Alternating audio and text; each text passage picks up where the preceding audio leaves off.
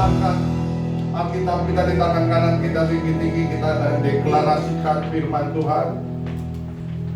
Kita deklarasikan dengan sungguh-sungguh, dengan iman percaya kepada firman Tuhan. Dalam hitungan yang ketiga, 2, 3. Aku percaya firman-Mu berkuasa. Aku percaya firman-Mu dapat mengubah seluruh hidupku. Aku percaya firman ini adalah Tuhan sendiri.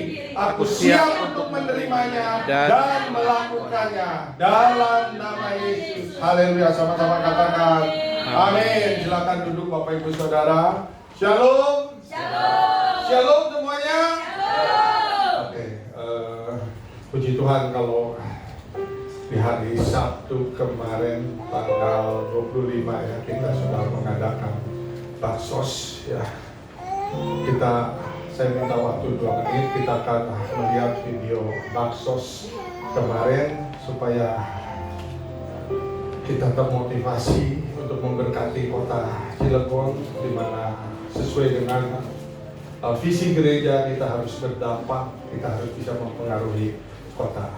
Oke, silakan multimedia.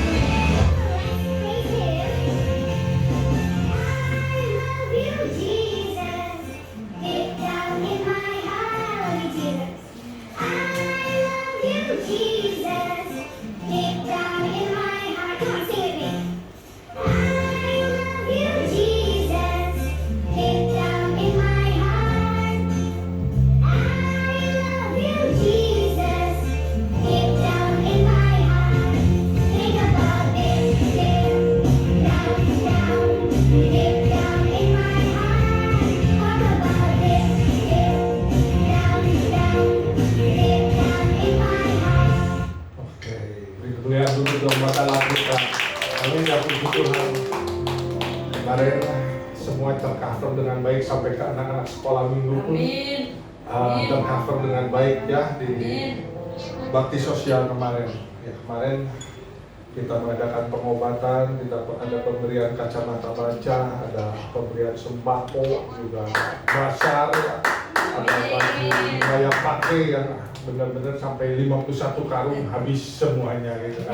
Terbagikan, tersalurkan dengan baik ya, luar biasa. Oke, sekarang kita akan belajar kebenaran firman Tuhan masih dalam serial A Heaven on Earth Family yang diberikan judul Role of Husband and Wife. Artinya ada peran suami dan peran istri yang harus dikerjakan atau dilakukan di dalam keluarga ya. Dan saya percaya kalau ini kita sama-sama pagi hari ini belajar ya, bagaimana suami bisa berperan di dalam keluarga, bagaimana istri bisa berperan, dan saya berdoa keluarga-keluarga di WTC Cilegon ini akan semakin harmonis, semakin bahagia, semakin diberkati oleh Tuhan. Amin.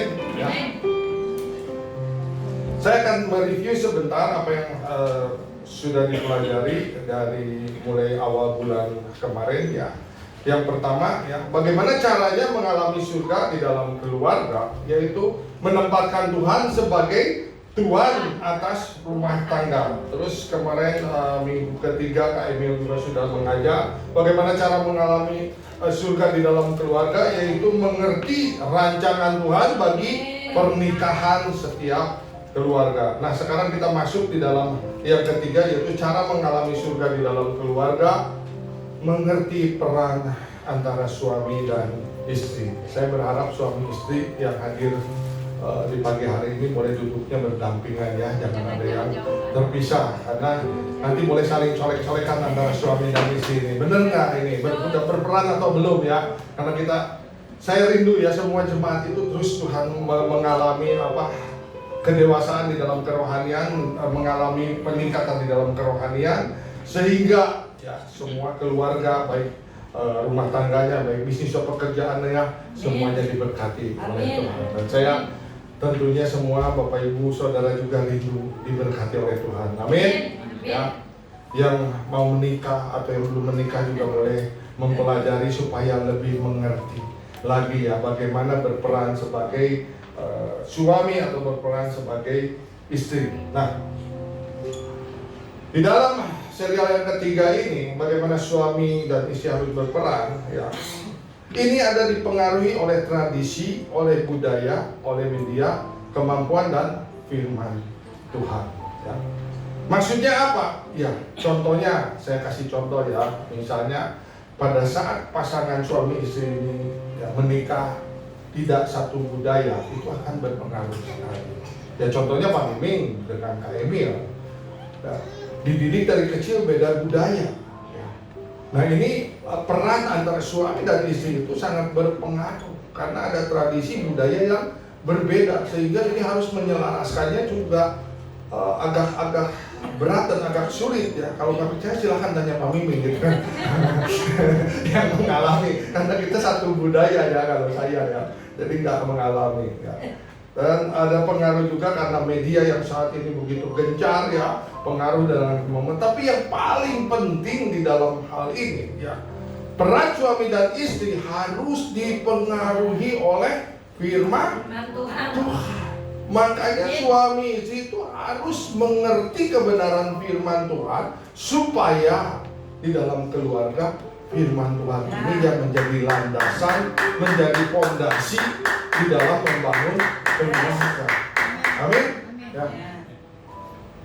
Nah, bagaimana kalau masing-masing peran ini tidak dilakukan? Maka akan terjadi kebingungan.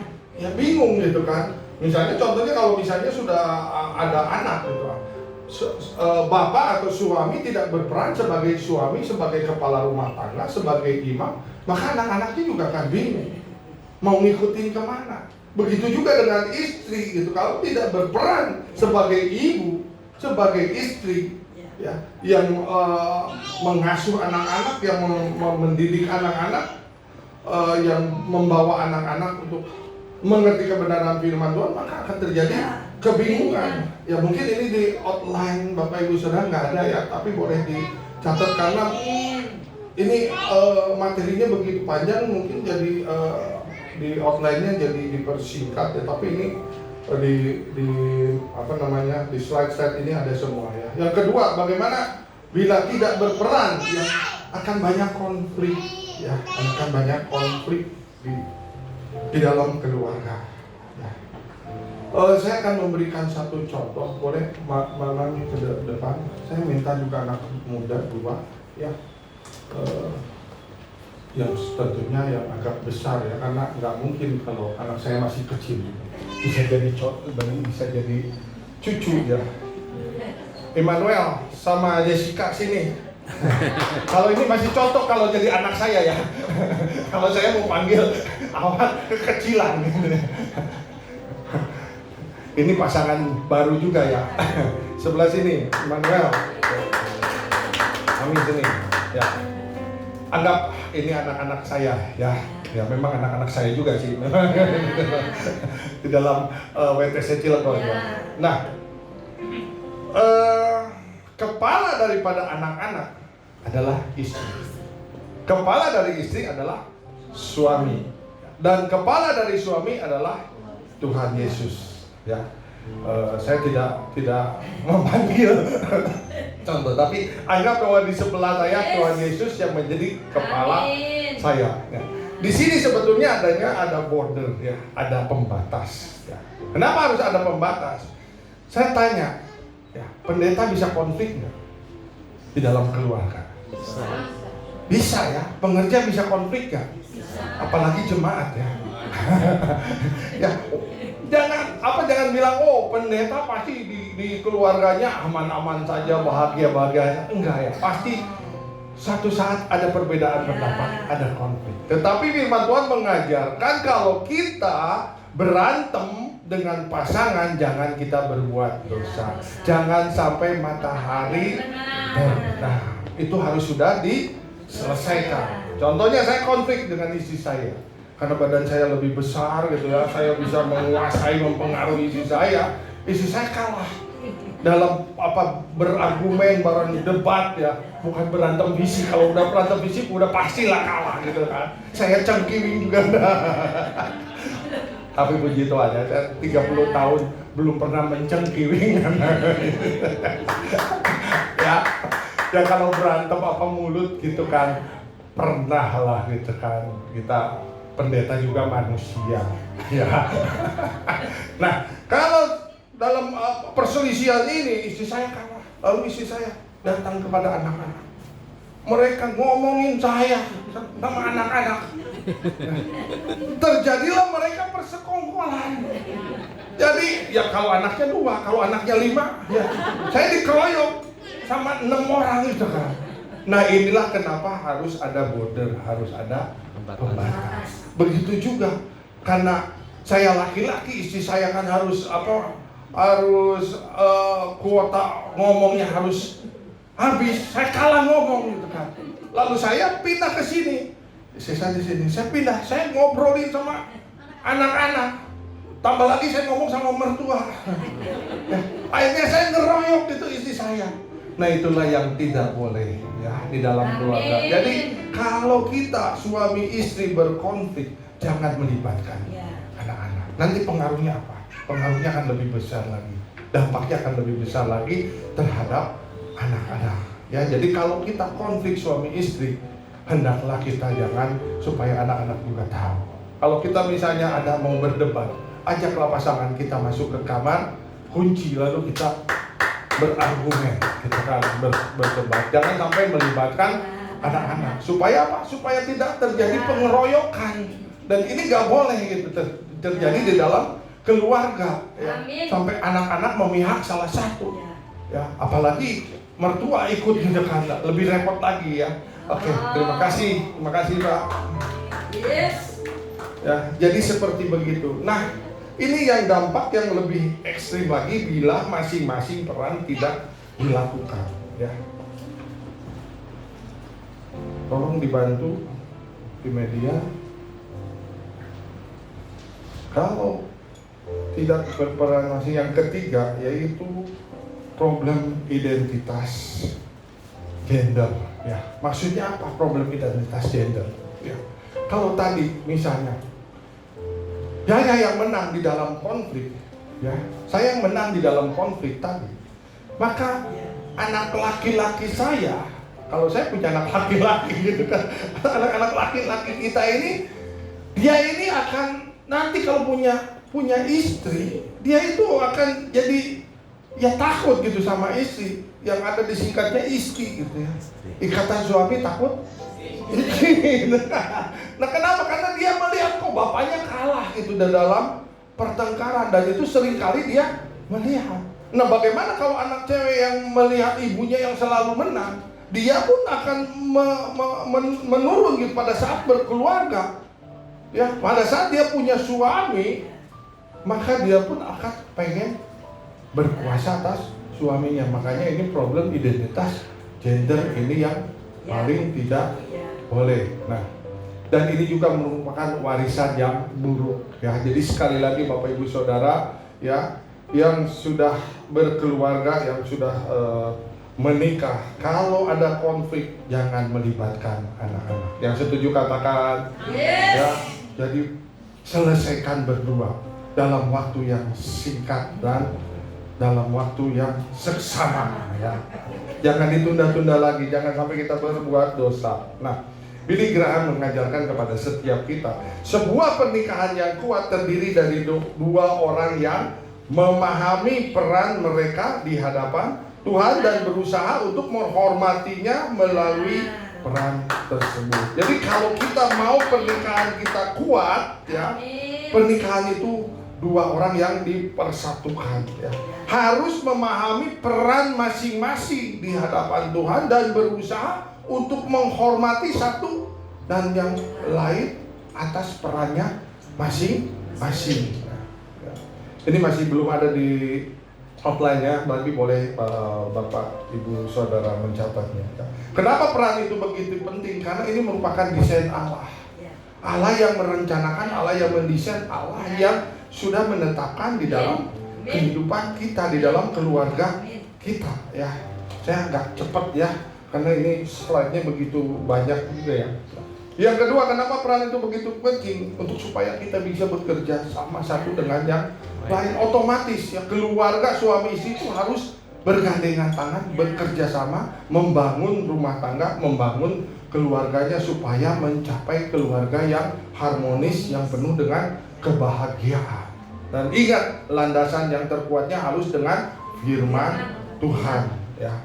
Yang lain-lainnya mungkin bisa nomor berapa, tetapi suami istri kalau dilandasi dengan kebenaran firman Tuhan, saya jamin maka akan ada kebahagiaan di dalam keluarga, ya. Semua konflik bisa diatasi, ya. Kalau suaminya dewasa kerohaniannya, istrinya dewasa kerohaniannya, maka lebih jaranglah untuk berkonflik, ya, dibandingkan dengan orang-orang yang belum mengenal kebenaran firman Tuhan. Yang ketiga, ini pasti, ya. Yang ketiga, ya, pasti akan mengalami keharmonisan, ya. Dan yang keempat, bisa menikmati pernikahan, ya.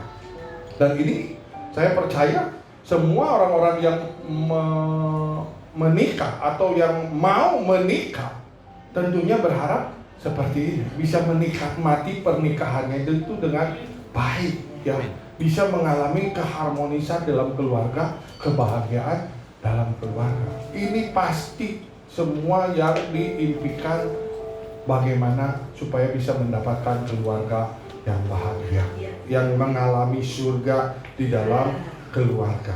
Nah, sekarang kita masuk, ya, ke mana suami-suami, boleh angkat tangan? Suami-suami, ya. Nah, ini kita belajar dulu, ya, peran suami, ya. Apa yang harus dilakukan oleh para suami, ya. Kita harus tahu bahwa suami itu adalah leader atau pemimpin dari istrinya. Tadi sudah saya jelaskan, ya, kepala dari anak-anak adalah istri, kepala dari istri adalah suami, dan kepala suami adalah Tuhan sendiri, ya. Nah, jadi sebagai leader, sebagai suami, ya, kita harus menjadi pemimpin yang memiliki hati hamba, ya. Kita yang harus mau melayani keluarga kita.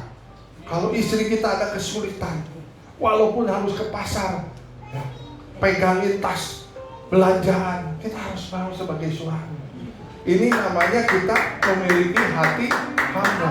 Anak-anak kita apalagi ada kesulitan, ada masalah apa, kita sebagai leader, sebagai pemimpin di dalam keluarga, ya, kita harus turun tangan juga, harus bisa membantu kesulitan daripada anak-anak kita. Di sini apa yang dikatakan oleh Gary Thomas, ya. Seorang suami yang saleh memimpin dengan memberi contoh, menunjukkan kasih Kristus lebih banyak melalui tindakan daripada kata-kata. Sekali lagi saya katakan, seorang suami yang saleh, seorang suami yang baik, ya, harus memimpin dengan memberikan contoh, memberikan sampel, ya, menunjukkan kasih Kristus lebih banyak melalui tindakannya daripada kata-kata. Makanya suami itu harus mengerti kasih Kristus supaya itu yang disalurkan kepada istri dan anak-anak. Contoh sebagai pemimpin itu kan harus memberi contoh, ya. Entah itu contohnya benar, entah itu contohnya salah, ya. Tetapi harus memberi contoh. Contohnya, coba semua angkat tangan kanan kita tinggi-tinggi, ya.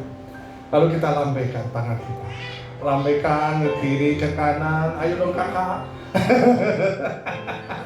Kalau nggak melambaikan begini nggak asik nih. Ya, katakan haleluya. Lalu pegang dagunya. Nah, pegang dagunya. Coba lihat kiri kanannya. Yang megang dagu yang mana, yang megang pipi yang mana. Ini cuma contoh ya. Dagu di sini Bapak Ibu Saudara. Kan kita ngelihat contoh di depan begitu ya selalu masalah. Tapi ya puji Tuhan, berarti apa? Berarti jemaat WTC Cilegon pada taat ya, walaupun yang ngasih contohnya salah gitu kan. Orang pegang pipi, disuruh megang dagu, megangnya pipi. Tapi intinya begini ya, seorang suami harus memberikan contoh ya, kasih Kristus kepada keluarganya. Nah, tadi ada anak-anak, ada istri, ada suami. Sebelah suami siapa? Tuhan yang menjadi kepala. Pertanyaan saya, yang lebih dekat dengan Tuhan siapa? Suami. Yang lebih dekat dengan Tuhan siapa? Kenapa ragu-ragu? Yang lebih dekat dengan Tuhan, karena yang sebelah suami itu, yang menjadi kepala suami itu adalah Tuhan Yesus. Jadi yang lebih dekat dengan Tuhan itu harusnya suami. Jadi suami yang harus lebih dewasa di dalam kerohanian. Pertanyaan kedua, siapa yang harusnya lebih banyak berdoa? Istri. Kenyataannya jadinya istri.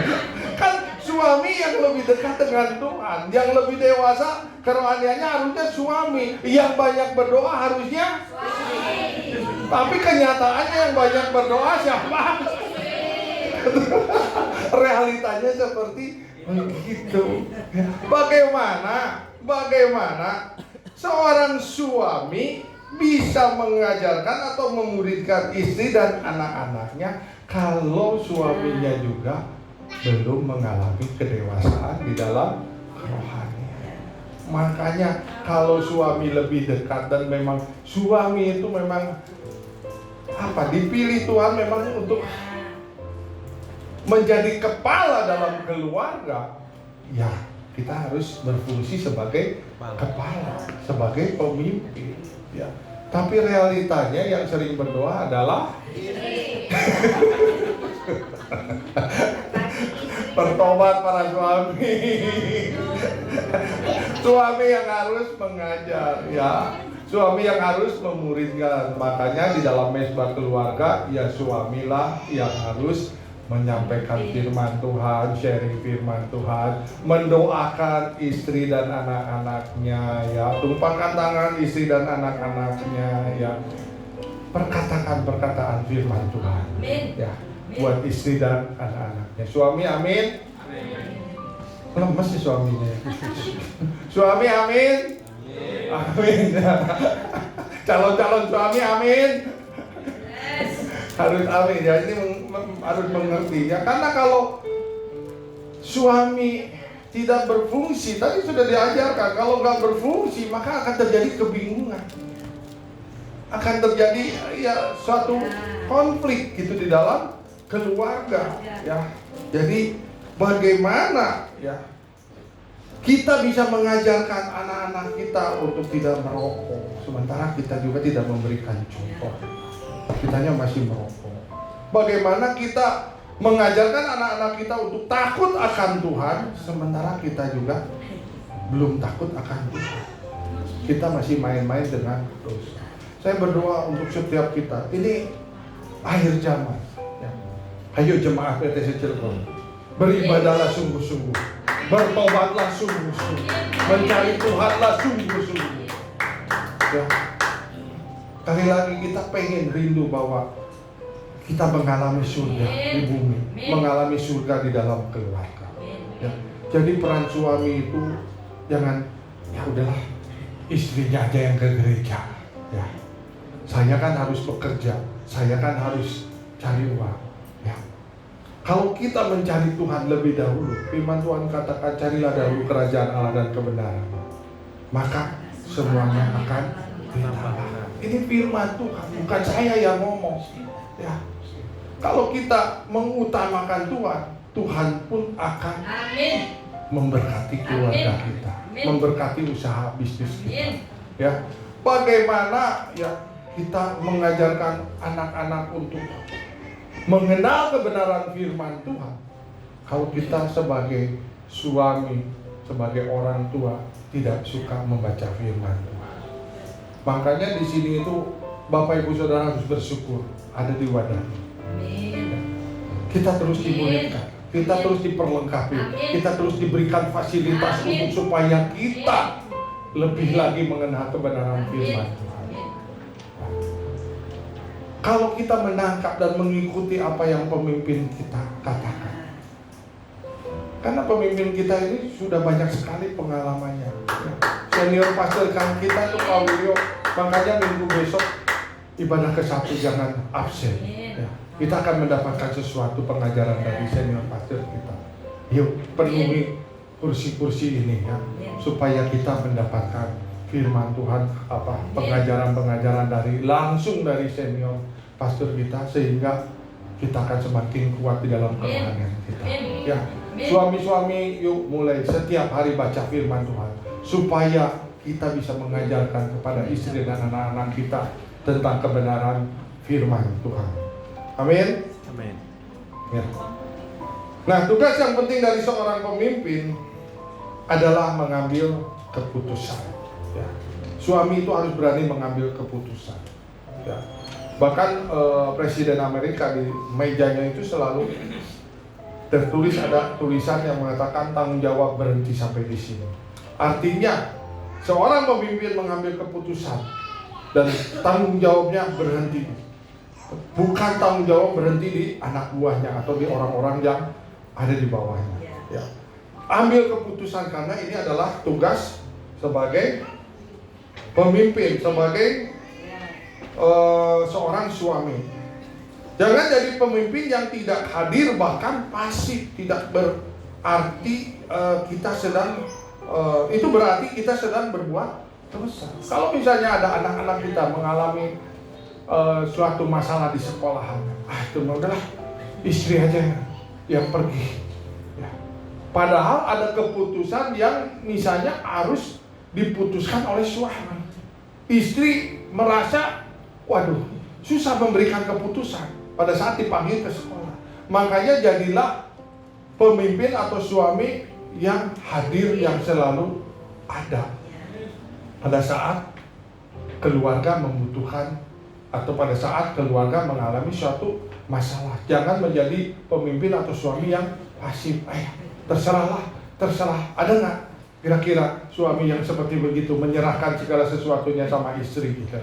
Udah ada kenceng amat sih Bu.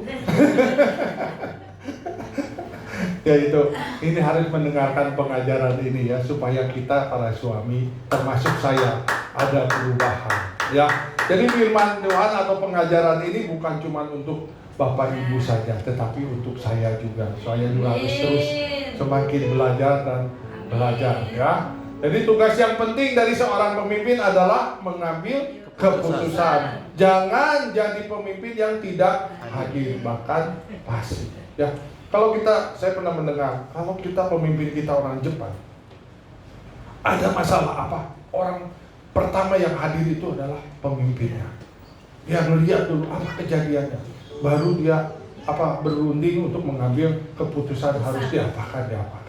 Ya kita harus bisa juga meniru ya para pemimpin orang-orang Jepang itu ya. Pada saat ada suatu masalah, kita tuh orang nomor satu yang hadir ya, melihat situasi kondisi dan mempertimbangkan apa nih keputusan yang harus kita ambil ya. Nah, di ilmu ini mengatakan jika seorang pria tidak memimpin keluarganya kepada Kristus ya, jika seorang suami tidak memimpin keluarganya kepada Kristus, maka dia telah melewatkan panggilan tertinggi sebagai suami. Ini menarik sekali ya, quote yang dikatakan oleh Moody ini ya. Jadi jika seorang pria tidak memimpin keluarganya kepada Kristus, maka dia telah melewatkan panggilan tertinggi sebagai suami. Panggilan tertinggi untuk membawa istri dan anak-anaknya kepada Kristus ya.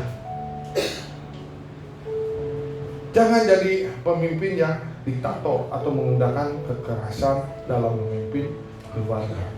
Tadi kita diajarkan bahwa suami harus memiliki hati hamba yang mau melayani ya. Harus memberikan suatu keputusan, tetapi jangan diktator. Jangan sampai ada KDRT di dalam keluarga ya, karena kita harus mengasihi istri dan anak-anak kita sebagai pemimpin. Bahkan kalau kita meneladani Tuhan Yesus Kristus, Tuhan Yesus rela berkorban buat setiap kita. Tuhan Yesus itu diibaratkan dia seorang suami dan kita ini mempelai perempuannya. Tuhan Yesus mengajarkan atau memberikan contoh yang konkret yang sangat jelas kepada setiap kita para suami ya. Jadi begitu besar kasihnya Tuhan Yesus kepada setiap kita. Itu pun yang harus kita kerjakan sebagai suami, untuk begitu besarnya kita mengasihi istri dan anak-anak kita. Jangan sampai ada kekerasan di dalam keluarga. Jangan sampai ada KDRT ya. Lanjut ya, kita terus belajar ya, karena ini tambah dalam pelajarannya. Jadi kita harus konsentrasi, fokus ya. Nah, kalau ada perbedaan pendapat, maka suami harus mengambil keputusan sesuai firman Tuhan. Makanya tadi suami itu harus baca firman Tuhan. Jadi pada saat mengambil keputusan, ya pada saat konflik, pada saat beda pendapat, ini bisa mengambil keputusan sesuai firman Tuhan. Ya. Dan ini prinsip satu komando. Ya. Yang kedua, ya, apa peran suami ya terhadap keluarga? Yang kedua, ya, tadi yang pertama, ya, dia sebagai leader, pemimpin. Yang kedua, dia harus menjadi pribadi yang mengasihi, lover ya. Dikatakan di dalam Efesus 5 ayat yang ke-25 ya. Hai suami, kasihilah istrimu sebagaimana Kristus telah mengasihi jemaat dan telah menyerahkan dirinya bagimu ya. Jadi suami-suami harus mengasihi istrinya ya. Kita tadi saya sudah katakan bahwa Kristus meneladani kita sebagai para suami untuk mengasihi ya. Tuhan Yesus mengasihi jemaat dan telah menyerahkan dirinya bagi seluruh jemaatnya, bagi seluruh umat. Wayne Grudem mengatakan peran suami yang saleh adalah menjadi saluran utama kasih Tuhan bagi istrinya. Peran suami yang saleh adalah menjadi saluran. Kenapa menjadi saluran? Karena yang terdekat dengan Tuhan itu adalah suami. Jadi suami yang harus menyalurkan kepada istri dan anak-anaknya kasih dari Kristus itu.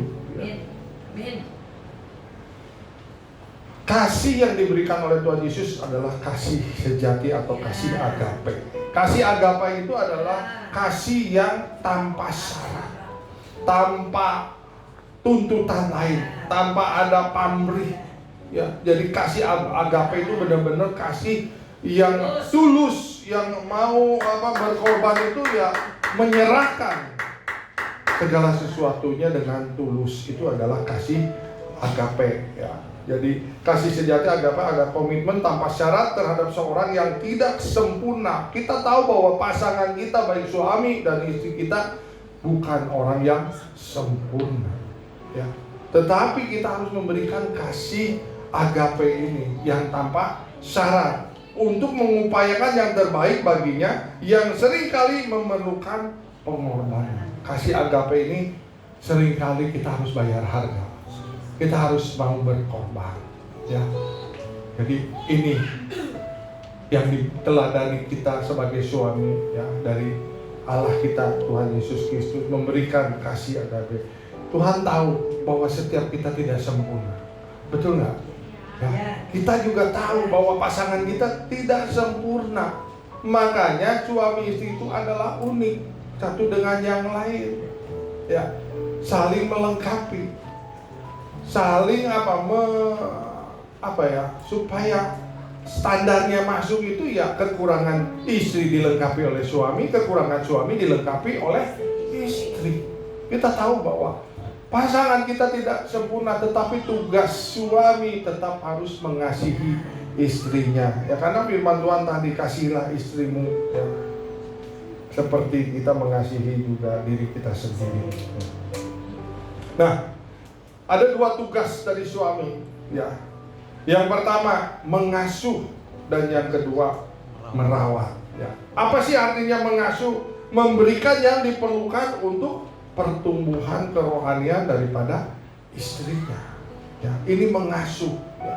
Makanya sekali lagi yang harus mengenal kebenaran firman Tuhan itu adalah suami. Yang harus lebih lagi mengerti isi firman Tuhan itu adalah suami. Karena pertumbuhan iman dari istri dan anak-anaknya itu ditentukan oleh suami. Tadi dikatakan panggilan tertinggi dari suami adalah membawa anak dan istrinya untuk dekat kepada Kristus. Nah, apa yang dimaksud dengan merawat?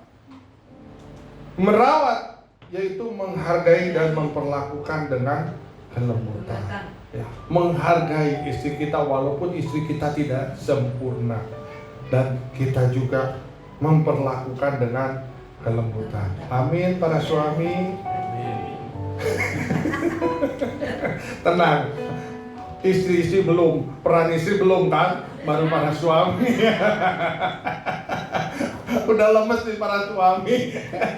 Kok berat ya katanya tanggung jawabnya, kok berat perannya gitu ya. Kalau kita mau mengikuti Tuhan dan kita mau mengalami surga di dalam keluarga, peran suami ini yang harus dikerjakan di dalam keluarga kita. Amin ya, termasuk saya. Jadi kita harus mengasuh dan merawat keluarga atau istri kita ya, menghargai dan memperlakukan dengan kelembutan baik kepada istri maupun kepada anak-anak ya. Nah sekarang untuk para suami sekarang sudah boleh tenang ya, karena kita akan masuk kepada peran siap-siap para istri ya.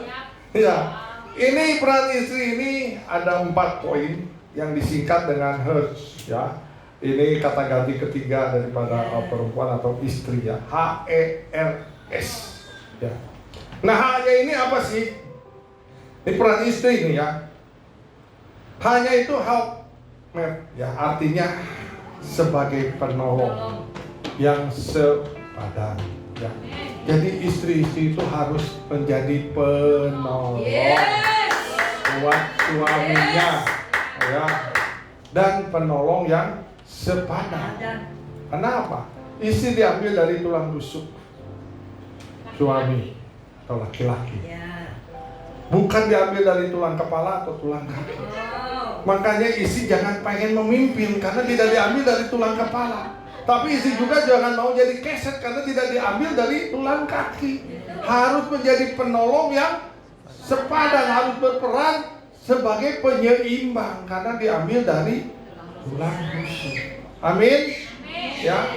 Nah ini dikatakan, ini ada kata penolong atau ezer. Ini apa? Ezer itu bukan warga kelas 2, tapi sebagai penolong yang sepadan. Istri itu bukan kelas 2. Istri harus dihormati, harus dihargai. Tadi sudah kita belajar ya, peran suami harus menghargai, menghormati dan mengasihi ya. Jangan bertindak dengan kekerasan, tetapi harus dengan kelembutan ya. Penel Grudem mengatakan menjadi penolong tidak berarti menjadi di bawah, tetapi menjadi mitra dalam misi Tuhan bagi keluarga. Istri menjadi mitra ya, karena penolong yang sepadan ya. Nah, yang kedua tadi H-nya helpmate, yang kedua dari E-nya apa? Encourage. Apa yang dimaksud dengan encourage? Peran istri sebagai encourage, yaitu untuk memberikan semangat, memberikan motivasi, memberikan dorongan, memberikan support untuk mencapai tujuan, ya. Dalam mengatasi tantangan. Suami kalau diberikan support, diberikan semangat oleh istrinya, maka suami itu akan bertumbuh, kepercayaan dirinya akan bertumbuh, kepemimpinannya akan bertumbuh. Makanya ada kata-kata keberhasilan dari seorang pria, di belakangnya atau di balik layarnya ada seorang wanita yang kuat, atau ada seorang istri yang mensupport, mendorong, ya, sehingga hati suami itu bisa lebih percaya lagi kepada istrinya, ya. Suami tidak akan kekurangan keuntungan kalau mendapatkan istri yang selalu mensupport, mendorong, memotivasi, memberikan kekuatan di dalam pekerjaan suami. Dan istri akan berbuat baik kepada suaminya, tidak berbuat jahat sepanjang umurnya. Ini ditulis di dalam Amsal 31 ayat 11 dan 12. Ya, kalau pengen lebih jelas lagi, baca kitab Amsal pasal 31 dari ayat 1 sampai selesai. Itu peran istri semua, ya. Dan saya rindu juga peran istri ini dimuridkan di dalam WOE, ya, supaya lebih lagi mendetil, lebih lagi spesifik, untuk supaya mengerti peran-peran para istri itu harus apa sih. Karena istri yang bijak, ya, istri yang baik itu sangat menguntungkan dan sangat menolong kami para suami, ya. Tapi kalau istri kita tidak mensupport, istri kita tidak mendorong, memberikan semangat kepada kita, ya, kemajuan kita para suami pun tidak akan maksimal, ya. Makanya sekali lagi tadi, ya, seorang pria, seorang suami bisa benar-benar mencapai maksimal atau kesuksesannya benar-benar bisa berhasil karena di baliknya ada seorang wanita atau seorang istri yang benar-benar bisa mensupport dan mendorong, memberikan semangat kepada suaminya, ya.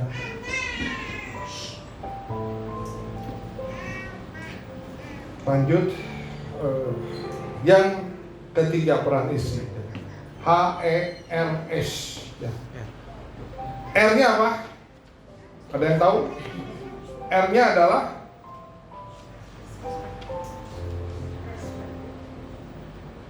nggak bisa lagi, Kak, tolong Kak.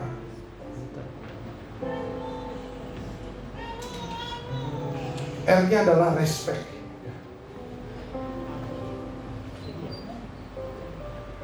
R-nya adalah respect. Respect itu apa sih? Menghormati dan menghargai. Kalau kita baca di dalam Efesus 5 ayat 23 dan ayat yang ke-33, karena suami adalah kepala istri sama seperti Kristus adalah kepala jemaat, dialah yang menyelamatkan tubuh. Bagaimanapun juga bagi kamu masing-masing berlaku, kasihilah istrimu seperti dirimu sendiri, dan istri hendaklah menghormati suaminya. Karena suami adalah kepala istri sama seperti Kristus adalah kepala jemaat, maka istri hendaklah menghormati suaminya, memiliki respect terhadap suaminya, menghormati, menghargai, ya. Menghargai apapun keputusan suami, pendapat daripada suami itu harus dihormati dan dihargai. Sudah bisa, Kak? Oke.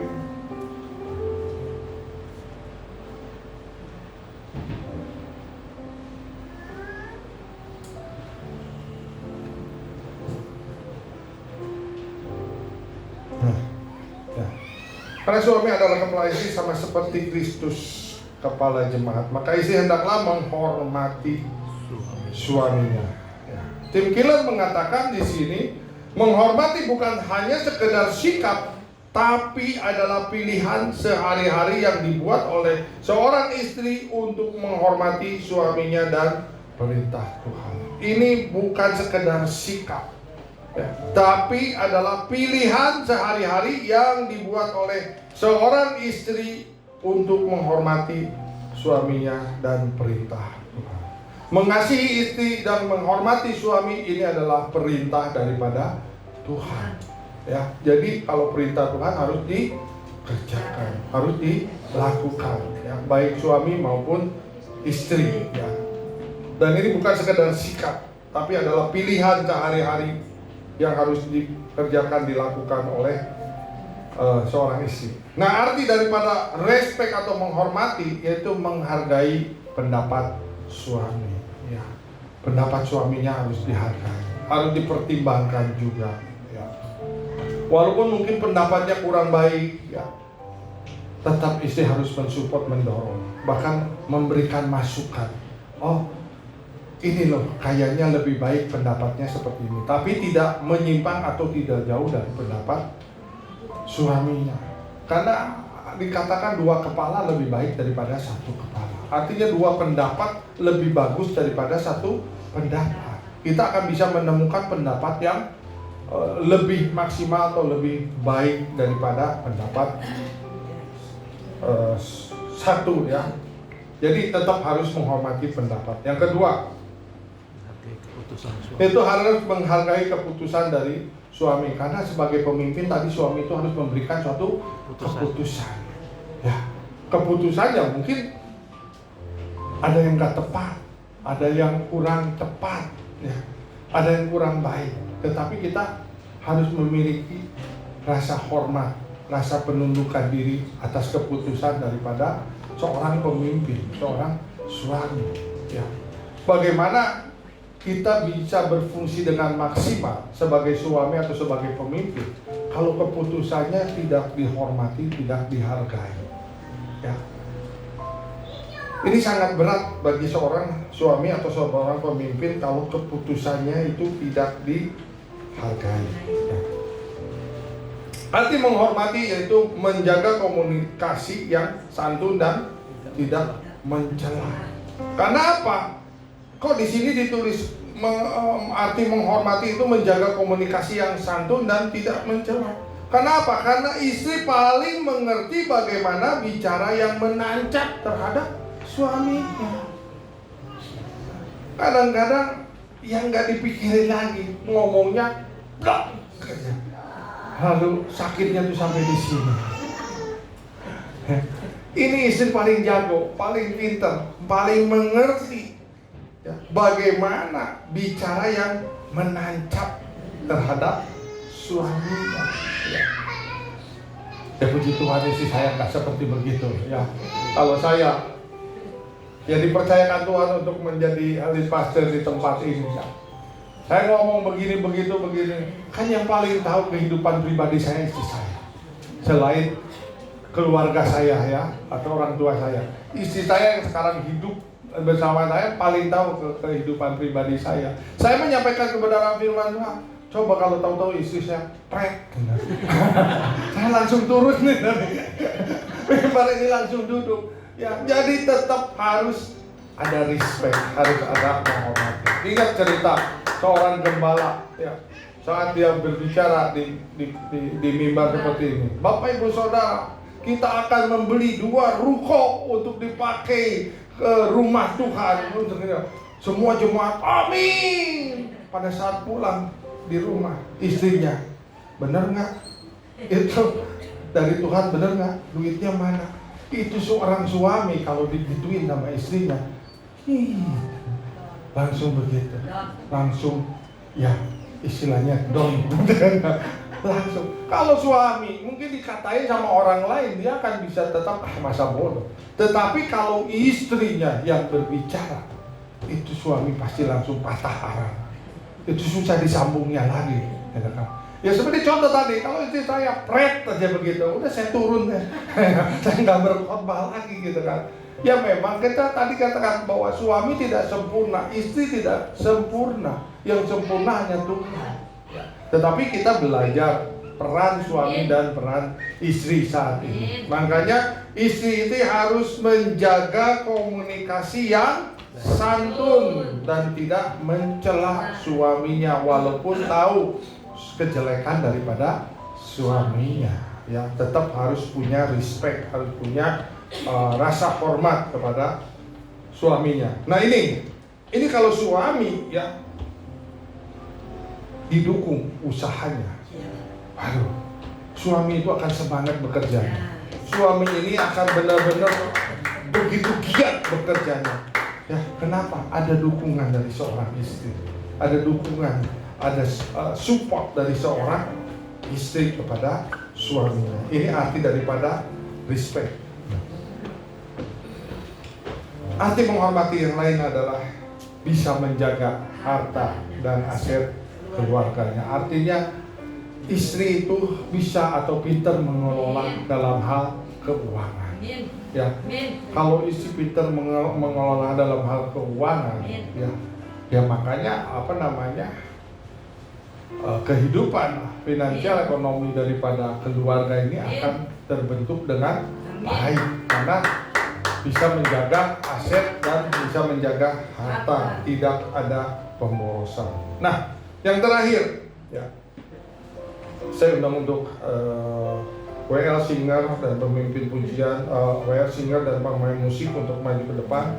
Nah, yang terakhir tadi hanya adalah help sebagai penolong, yang E-nya encourage, ya, bisa memberikan semangat motivasi kepada suaminya, ya. Terus yang R-nya adalah respect, harus bisa menghormati. Dan yang terakhir S-nya adalah submit, ya, atau ada penundukan, ya. Karena firman Tuhan di dalam 1 Petrus 3 ayat 1 yang kedua dikatakan, hai istri-istri, tunduklah kepada suamimu supaya tanpa perkataan suami dapat dimenangkan oleh kelakuan istrinya. Saya pernah mendengar kesaksian di dalam Mainscape, bagaimana suami yang begitu rusak, suami yang begitu biadab, ya, tetapi istrinya masih memiliki respect, masih memiliki penundukan kepada suami yang benar-benar sudah ngaco.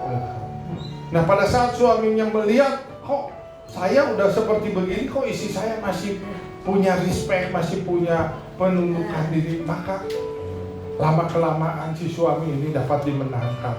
Oleh karena apa? Kelakuan daripada istrinya yang begitu baik, begitu menghormati. Ya, amin. Ya, kita akan masuk di dalam perjamuan kudus. Ya. Perjamuan kudus ini hanya untuk yang sudah dibaptis dan yang sudah berusia di atas 12 tahun. Ya. Anak-anak tidak diperbolehkan untuk mengambil perjamuan kudus ini. Tetapi kalau ada yang sudah di atas 12 tahun, belum dibaptis dan percaya, boleh mengambil perjamuan kudus ini. Apakah Bapak Ibu Saudara ada yang belum mendapatkan roti dan anggur? Kalau belum, boleh angkat tangan. Nanti Bu Hera akan melayani. Saya undang semua untuk berdiri. Ya. Ayo kita berdoa kepada Tuhan agar kita boleh mengambil perjamuan kudus ini. Tuhan, Kau yang menyelidiki hati kami. Tuhan, Kau yang mengampuni kami. Kami mohon perkenanan-Mu Tuhan untuk menerima tubuh dan darah-Mu sebagai peringatan kepada setiap kami. Bahwa Kau yang sudah berkorban atas kami, Kau yang sudah memberikan keselamatan kepada kami. Terus dan lawan Hamba-Mu berdoa Tuhan, kebenaran firman yang sudah disampaikan biarlah itu Tuhan yang akan mengubah kami, mengubah karakter kami sebagai suami, mengubah karakter kami sebagai istri. Terima kasih untuk kebenaran firman Tuhan. Betapa besar kasih pengampunan-Mu Tuhan, Kau pandang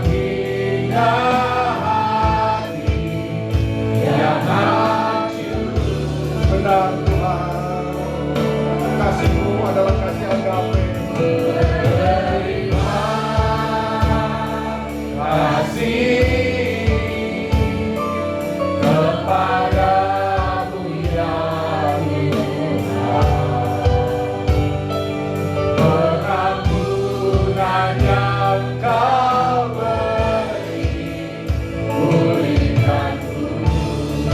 Pengampunan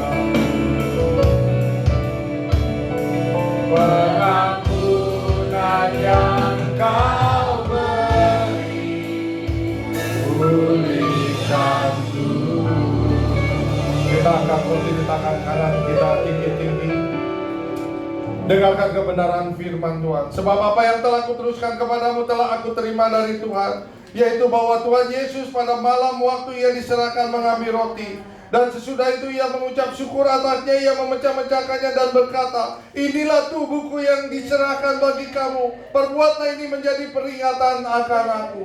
Saudara yang terkasih, bukankah roti yang atasnya kita ucapkan syukur adalah persekutuan kita dengan tubuh Kristus? Amin. Mari kita makan di dalam nama Tuhan Yesus Kristus.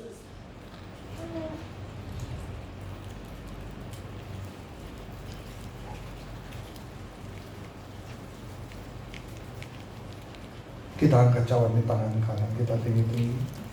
Kembali dengarkan kebenaran firman Tuhan. Demikian juga Ia mengambil cawan sesudah makan, Ia berkata, cawan ini adalah perjanjian baru yang dimeteraikan oleh darahku. Perbuatlah ini setiap kali kamu meminumnya menjadi peringatan akan aku. Saudara yang terkasih, bukankah cawan yang atasnya kita ucapkan syukur adalah persekutuan kita dengan darah Kristus? Amin. Mari kita minum di dalam nama Tuhan Yesus Kristus. Angkat kedua tangan kita. Katakan, Tuhan Yesus, terima kasih. Terima kasih. Terima kasih. Terima kasih Tuhan. Terima kasih. Terima kasih Engkau baik Bapa. Terima kasih.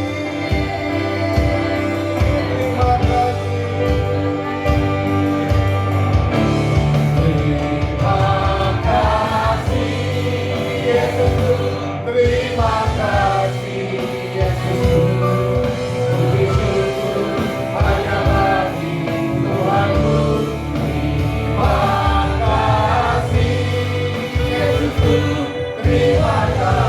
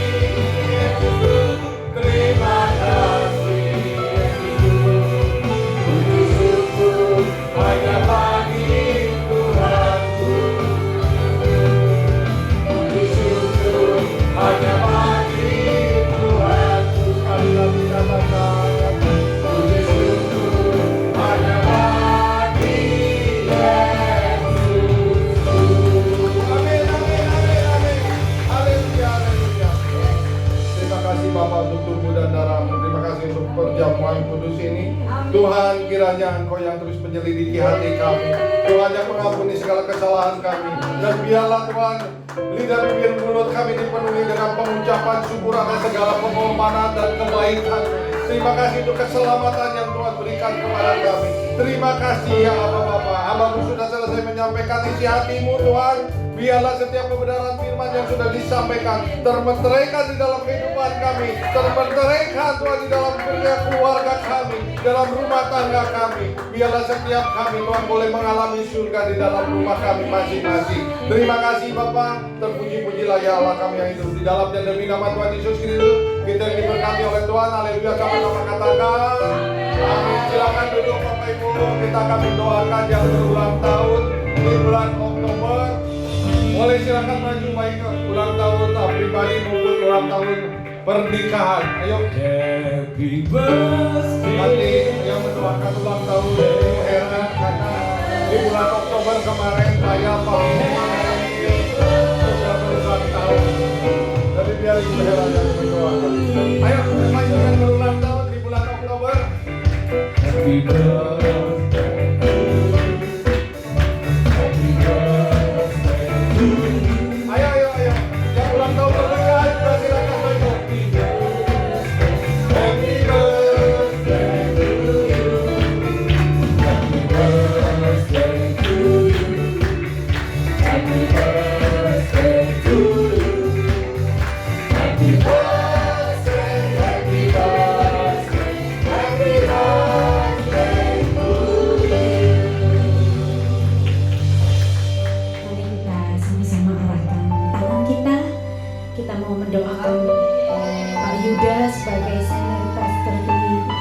Cilegon, juga buat teman-teman semua yang hari ini berulang tahun. Haleluya, syukur nama Rabbaka kaya lagu syukur. Di nama Ramaya Rabu syukur Ramaya Rabbaka Ramaya Rabbaka. Tuhan Yesus, terima kasih Tuhan buat siang hari ini ya Bapa.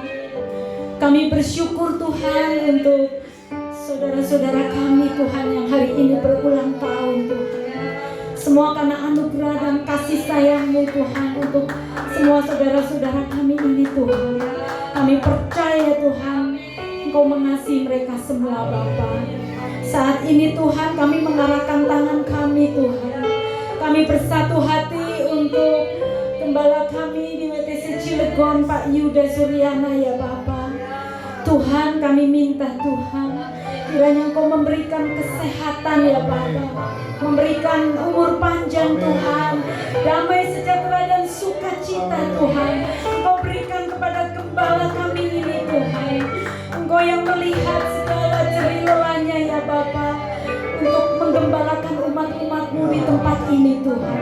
Kami percaya Engkau memberkati dengan berkat-berkat yang terbaik Tuhan. Kami minta ya Bapa, Engkau kuatkan tangannya Tuhan, kuatkan kakinya, kuatkan hati dan rohnya ya Bapa, sehingga Pak Yuda Tuhan bisa menggembalakan seluruh umat-umat-Mu di tempat ini Tuhan. Jadikan hamba-Mu ini Tuhan hamba yang setia Tuhan, yang mempunyai hati hamba seperti Engkau Tuhan mengasihi kami. Terima kasih Bapa, hikmat kebijaksanaan Tuhan mengalir ke atas Pak Yuda Tuhan, kekuatan Tuhan mengalir ya Bapa, dan Kau yang memberkati Tuhan setiap usaha pekerjaan yang dikerjakan oleh hamba-Mu ini Tuhan, menjadi berkat Tuhan bagi banyak orang Tuhan. Terima kasih Tuhan, terima kasih. Memberkati juga Ibu Mini beserta dengan anak-anak mereka, menantu mereka Tuhan. Berkati Tuhan dengan segala yang terbaik. Terima kasih Bapa. Kami berdoa juga Tuhan untuk Pak Miming Tuhan sebagai wakil gembala Tuhan, dan juga sebagai koordinator doa di WTC Cilegon ya Bapa. Kiranya juga Tuhan Kau mengurapi, Kau memberkati Tuhan Pak Miming Tuhan. Kuatkan hati, pikiran dan rohnya Tuhan. Biarlah Tuhan segala rencana-Mu boleh digenapi Tuhan dalam kehidupan Pak Miming. Berkati usaha pekerjaan, keluarganya, istri dan anak-anaknya Tuhan. Terima kasih Bapa, terima kasih Tuhan. Engkau berkati apa yang dikerjakan tangannya Tuhan. Terpuji nama-Mu Bapa. Kami berdoa juga Tuhan untuk Loni, Kau berkati sekolahnya Tuhan, berkati pelayanannya Bapa, menjadi anak yang takut dan berkenan kepada-Mu, menjadi teladan bagi teman-temannya. Kami berdoa untuk Ibu Susi juga Tuhan Yesus, hamba-Mu yang setia Tuhan. Engkau perhitungkan segala kesetiaannya Bapa, menjadi ibu rumah tangga, menjadi ibu, menjadi oma Tuhan, dan menjadi hamba-Mu yang setia Tuhan. Berkati kesehatannya Tuhan, umur panjang Tuhan, berkati dengan damai sejahtera-Mu. Terima kasih Bapa, terima kasih. Kami berdoa juga buat Yohana Tuhan. Engkau berkati Tuhan apa yang dikerjakan anak-Mu ini Tuhan, pelayanannya, pekerjaannya di kantor Tuhan. Engkau berkati, jadikan dia kepala dan bukan ekor Tuhan. Engkau berkati berlimpah-limpah rencana-rencana ke depan Tuhan. Engkau campur tangan ya Bapa. Berkati orang tuanya juga Tuhan, masa depannya sungguh penuh harapan di dalam Engkau. Terima kasih Bapa. Kami berdoa juga untuk Ibu Risna Tuhan.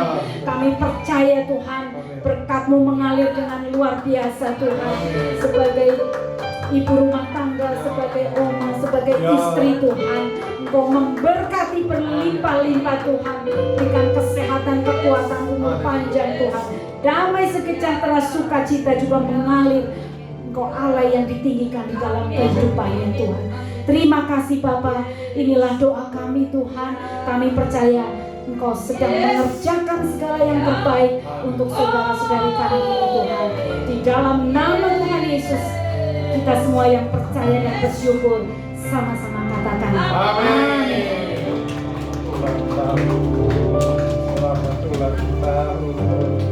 Oke, kita akan mengakhiri ibadah ini. Kita bangkit berdiri, kita akan sama-sama berdoa. Sekali lagi kami mengucap syukur Bapa. Terima kasih untuk pembinaan, penyertaan, perlindungan-Mu. Terima kasih untuk berkat-berkat-Mu. Terima kasih untuk kebenaran firman-Mu Tuhan. Lawat setiap kami para suami, lawat setiap kami para istri Tuhan, juga anak-anak, semua diberkati. Hamba-Mu berdoa Tuhan di dalam setiap keluarga jemaat-Mu di tempat ini dipenuhi dengan kemuliaan-Mu, dipenuhi dengan suasana surga, bahkan fasilitas surga tergenapi di dalam keluarga kami masing-masing. Terima kasih Bapak, sebentar kami akan pulang. Biarlah berkat-Mu menyertai kami dan kami siap menerima berkat yang daripada-Mu. Mari arahkan hati dan angkat kedua tangan kita. Tuhan memberkati Engkau dan melindungi Engkau. Tuhan menyinari Engkau dengan wajahnya dan memberikan Engkau kasih karunia. Tuhan menghadapkan wajahnya kepadamu dan memberikan Engkau damai sejahtera. Sekarang pulang dan terimalah berkat yang terbaik dari Allah Bapa di surga. Kasih yang sempurna dari Tuhan Yesus